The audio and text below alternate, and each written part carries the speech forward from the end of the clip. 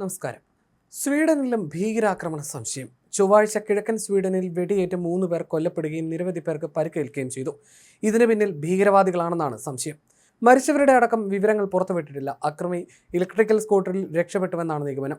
5 round വെടിയാണ് അക്രമി ഉതിർത്തതെന്നാണ് സൂചനകൾ. Railway സ്റ്റേഷന് തൊട്ടടുത്തായിരുന്നു അക്രമം. വലിയ സുരക്ഷാ വീഴ്ചയായിട്ടും ഇത് വിലയിരുത്തപ്പെടുന്നു. വിശദ അന്വേഷണത്തിലൂടെ ആക്രമണ കാരണം കണ്ടെത്താനുള്ള ശ്രമത്തിലാണ് സ്വീഡിഷ് പോലീസ്. നഗരമധ്യത്തിലായിരുന്നു സംഭവം. നാട്ടുകാർ അറിയിച്ചതിനെ തുടർന്ന് സ്ഥലത്ത് പോലീസ് എത്തിയപ്പോഴേക്കും അക്രമി രക്ഷപ്പെട്ടു. മുഖംമൂടി ധരിച്ചയാളാണ് അക്രമി എന്നാണ് ദൃക്സാക്ഷികൾ പറയുന്നത്. വെടിവെച്ച് കേട്ട ആളുകൾ പല ഭാഗത്തായി ചിതറിയോടി. മാസങ്ങൾക്ക് മുമ്പും സ്വീഡനെ ഞെട്ടിച്ച വെടിവെപ്പ് ആക്രമണം ഉണ്ടായിരുന്നു. സ്വീഡൻ നഗരമായ ഉപ്സാലയിലാണ് വെടിവെപ്പ് ഉണ്ടായത്. പോലീസിനെ ഉദ്ധരിച്ച് പ്രാദേശിക ദിനപത്രമായ UNT ആണ് ഇത് സംബന്ധിച്ച വാർത്ത റിപ്പോർട്ട് ചെയ്യുന്നത്. നഗരമധ്യത്തിലെ വക്സല സ്ക്വയറിനടുത്താണ് കൂട്ടവെടിവെപ്പ് നടന്നത്. സലൂണിനടുത്തായിരുന്നു ആക്രമണം.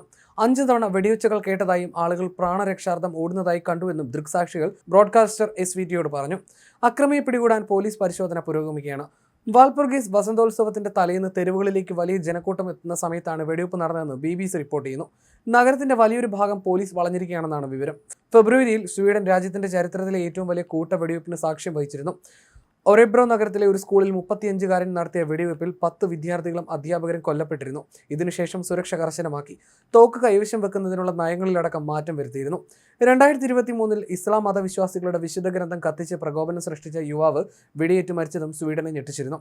ഇറാഖ് വംശജനായ സാൽവാൻ മോമികയാണ് ജനുവരിയിൽ മരിച്ചത്. സോഡർ താൽജി നഗരത്തിൽ കഴിഞ്ഞ ദിവസമുണ്ടായ വെടിവെപ്പിൽ മോമിക കൊല്ലപ്പെട്ടതായി പോലീസ് സ്ഥിരീകരിച്ചു. ഇയാൾ താമസിക്കുന്ന വീടിനുള്ളിലാണ് വെടിവെപ്പ് നടന്നത്. പോലീസ് എത്തിയപ്പോൾ വെടിയേറ്റ നിലയിലായിരുന്നു മോമിക. തുടർന്ന് ആശുപത്രിയിൽ പ്രവേശിപ്പിച്ചതായി പോലീസ് പ്രസ്താവനയിൽ അറിയിച്ചു. വിശുദ്ധ ഗ്രന്ഥം കത്തിച്ച് വംശവിദ്വേഷം പടർത്താൻ ശ്രമിച്ചെന്ന കേസിൽ മോമിക കുറ്റക്കാരനാണോ എന്ന് സ്റ്റോക്ക്ഹോം കോടതി വിധി വരാനിരിക്കെയായിരുന്നു മരണം.